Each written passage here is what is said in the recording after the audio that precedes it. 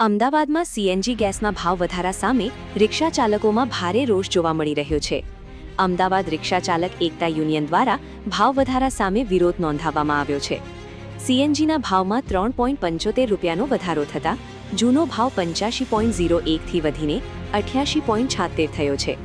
રિક્ષા ચાલકોનું કહેવું છે કે વારંવારના ભાવ વધારાથી તેમના દૈનિક ખર્ચમાં વધારો થઈ રહ્યો છે।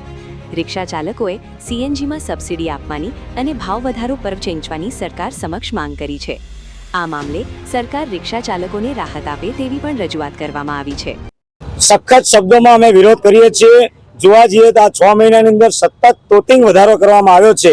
રિક્ષા ચાલકો સીધા સીએનજી સાથે સંકળાયેલા છે। 1 પણ રૂપિયો ભાવ વધે તો એની સીધી અસર પડતી હોય છે, જ્યારે 4 રૂપિયા સીધા વધતા હોય છે। તો આને અમે સખત શબ્દોમાં વિરોધ કરીએ છીએ।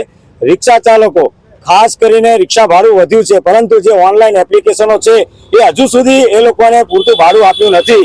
એ લોકો પૂરેપૂરું શોષણ કરી રહ્યા છે। તો આવનાર સમયની અંદર જોવા જઈએ તો અઠવાડિયાની અંદર એક મોટું આંદોલન થવા જઈ રહ્યું કે જેની અંદર અમદાવાદ શહેર અને ગુજરાતભરના તમામ યુનિયન સંગઠન સમિતિઓ ભેગા મળી આ ઓનલાઈન એપ્લિકેશનનો બહિષ્કાર કરવાના છે।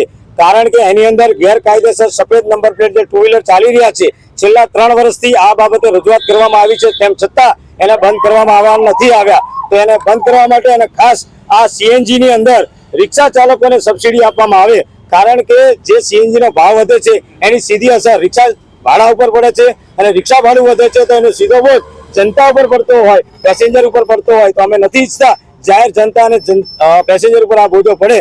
રિક્ષા ભાડું તો વધ્યું જ છે, પરંતુ હાલમાં જે સીએનજી ગેસનો ભાવ વધ્યો છે, તો આપના માધ્યમથી સરકારને અમારી એક જ વિનંતી છે કે સીએનજી ઉપર રિક્ષા ચાલકોને સબસિડી આપવામાં આવે। આજે 20-30 રૂપિયા સબસિડીની અમે માંગણી કરીએ છીએ। જો આ સબસિડી આપવામાં આવશે તો 100% એમાં ભાડામાં પણ અમે ઘટાડો કરી અને જાહેર જનતાને આનો લાભ આપીશું।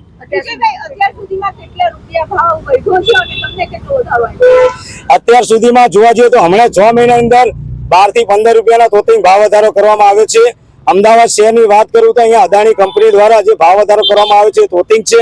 હાલે જે વધારો થયો છે જીએસપી ગુજરાત ગેસ તરફથી, એટલે આવનાર સમયની અંદર હજુ પણ સીએનજી ગેસ અદાણીનો ભાવ વધી શકે છે।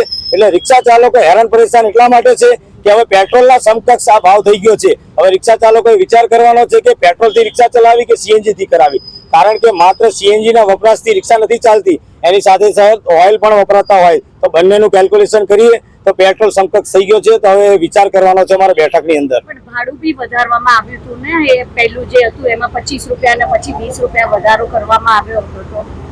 હાલ અમારા ભાડા વધારાની માંગણી નથી। ભાડા વધારાની માંગણી અમે ક્યારેય કરતા નથી। અમારો મુદ્દો એક જ હોય છે, સીએનજી ગેસ સસ્તો મળે અથવા તો રિક્ષા ચાલકોને સબસિડી મળે તો એનો લાભ રિક્ષા ચાલકોને મળે। આજે 1 રૂપિયો પણ ભાવ વધતો હોય તો સીધી અસર એની પર પડતો હોય છે।